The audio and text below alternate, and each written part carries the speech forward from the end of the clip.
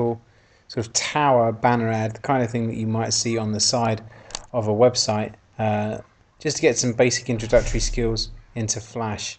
Very, very simple, no animation as yet, just some drawing skills, some formatting skills, and a little bit of interactivity with creating a button on the word here that will link to a URL website.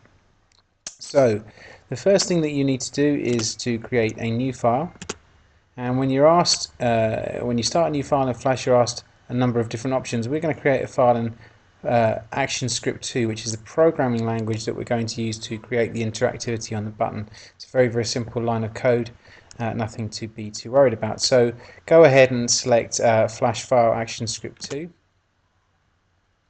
And this is the interface area. This is what we call the stage, the white area. If you have anything on the stage, it will be visible. Anything off the stage, which you could also populate with characters or words or some other kind of part of your animation or advert for that matter, will not be seen until it's brought on the stage. We have down here the timeline, and these numbers across the top indicate the number of frames, just like frames in a film, and we'll be using that concept later on when we come to do some animation. Over this side you've got the tools. It might be that when you set up Flash and we go to the Essentials tool, that it looks like this, and the toolbar is actually over here on the left hand side, and you can leave it there if you like, or you can grab them.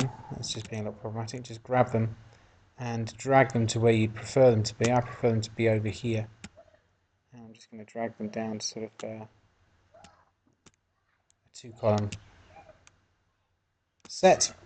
Okay, so I'm just going to put those in place.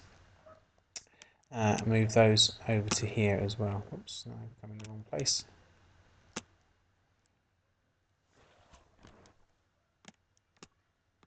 Just being a bit of a pain at the moment. So the properties, I'm just going to pop on the right hand side as we had before. I'm just going to drag that down. Okay, so the first thing I want to do is to point out about the properties. No matter what I select on the stage is what appears in the properties here. So if I actually select the stage, we've got the properties for the stage. We can see the frame rate, FPS stands for frames per second, and you see it's set in my window here at 24 frames a second, which is what we need for smooth animation. That might change depending on the quality of the animation that you want to produce. We've got the size here, and we've got the stage color, so I could very quickly change the stage color if I wanted to. If I click edit, then I'll be able to change all of those things. And I'm going to start to create my